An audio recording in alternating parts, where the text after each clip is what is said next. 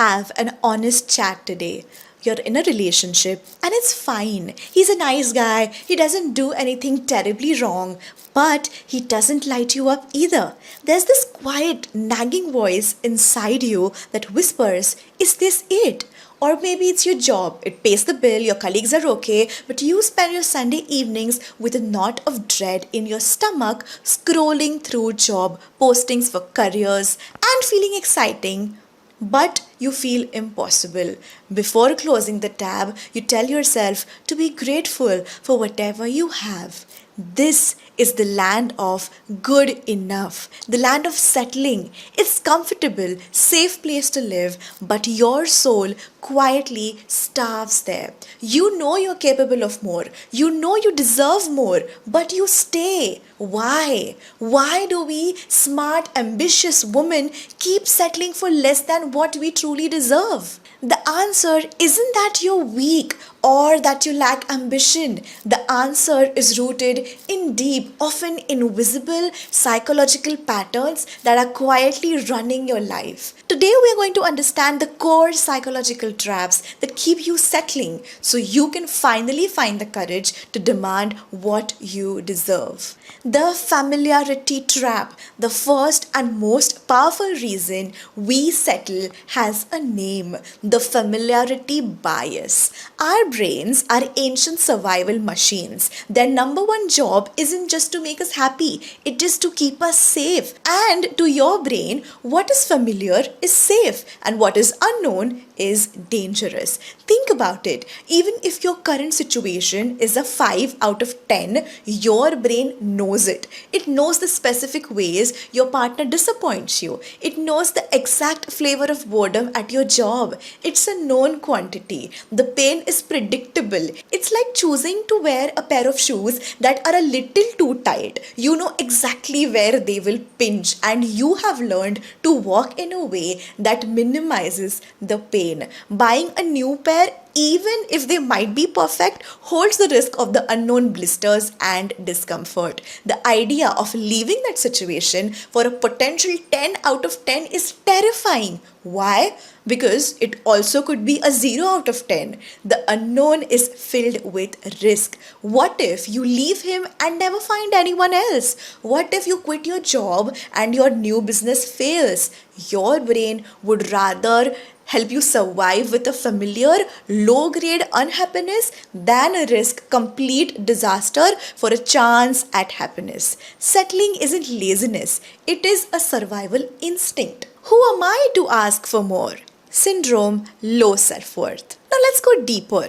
At the core of settling is a quiet, often subconscious belief that we all deserve is this. Your external life is almost always a reflection of your internal sense of worth. If you don't truly believe in your bones that you are worthy of an incredible, supportive, passionate love, you will tolerate a love that is lukewarm and inconsistent. If you don't believe you are worthy of a fulfilling, well-paid career that uses your talents, you will stay in a job that slowly drains the life out of you. This is not your fault. These beliefs are programmed into us right from a very young age, from comments made by family, from societal expectations, from past failures that we took as evidence of our inadequacy.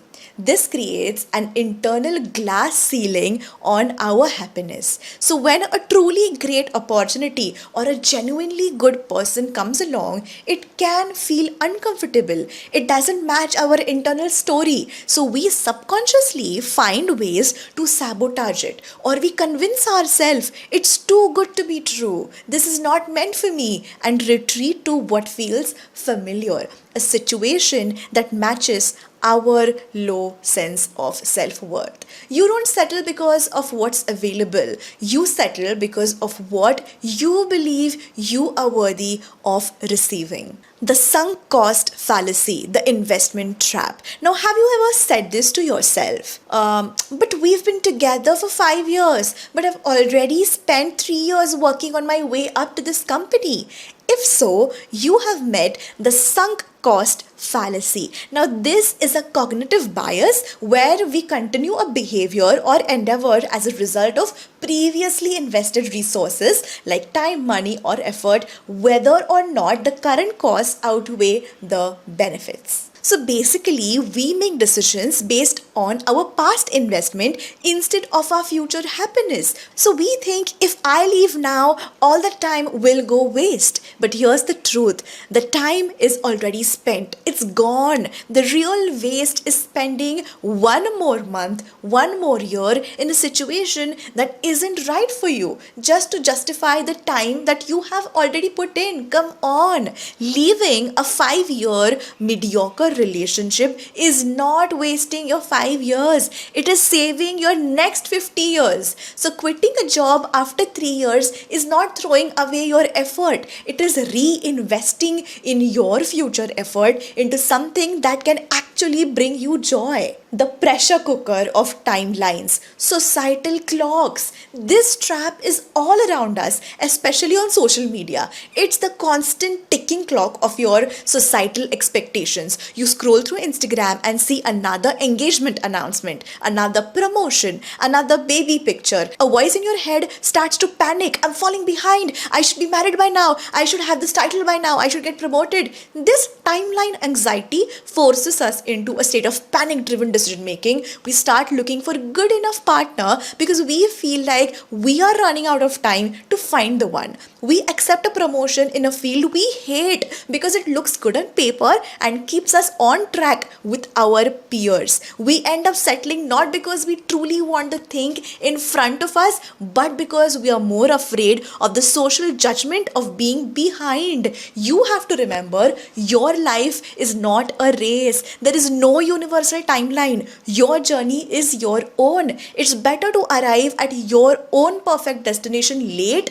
than to arrive at the wrong one on time. Trust me on this. Now let's see how to stop settling, the action plan. Okay, we have diagnosed the whys. Now let's talk about the how.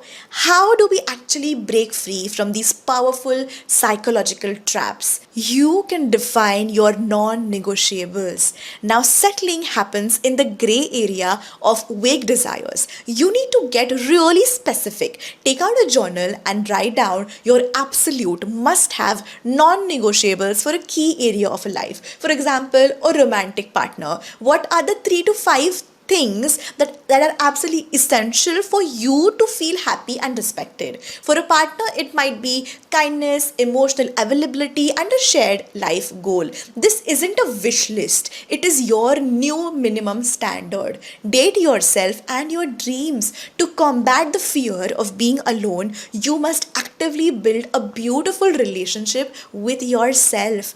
Take yourself out on solo dates. Spend a weekend pursuing a hobby you have ignored. To stop settling in your career, you need to date your dream career. Spend 1 hour a week researching it, talking to people in that field, or taking a small online course. You have to make the unknown a little more familiar and exciting. Build your proof of worthiness. Your self-worth is not built by affirmations alone. It is built by action. The best way to believe you are a woman who deserves more is to act like her.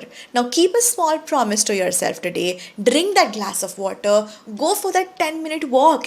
Each promise you keep is a deposit in your self-worth bank. It's you proving to yourself that you are someone you can count on. So raise your exposure. This is very crucial. Sometimes we settle because we literally don't know that better exists. Your normal is based on what you see. So you need to intentionally expose yourself to higher standards. Read books about healthy relationships, listen to podcasts with successful entrepreneurs, follow people online who live with a kind of passion and integrity you admire. When you surround yourself with examples of what is possible, your own minimum standards will naturally begin to rise. So, choosing to stop settling is not a one time decision, mind you. It is a daily practice. It's the practice of choosing the momentary discomfort of the unknown over the long term pain of a life half lived. It is scary, it requires courage, but the woman you are becoming is on the other side of that fear. She is waiting for you to decide that good enough is no longer good enough for her. So, here is your homework. I want you to identify one area of your life where you feel you might be settling. Just one area. And in your journal or even in the notes app on your phones, I want you to write this sentence and fill in the blank. My new minimum standard is dash. You don't have to change everything overnight. You just have to write this. My new minimum standard is dash. You have to define your new standard, and if you feel brave enough, share one word from your new standard in the comments below. Is it respect, passion, fulfillment? Whatever it is, let's declare our new standards together. Thank you for holding the space with me today. You deserve everything you dream of, and it all starts the moment you stop settling for anything less. I'll see you in the next one. Till then, bye bye. Take care.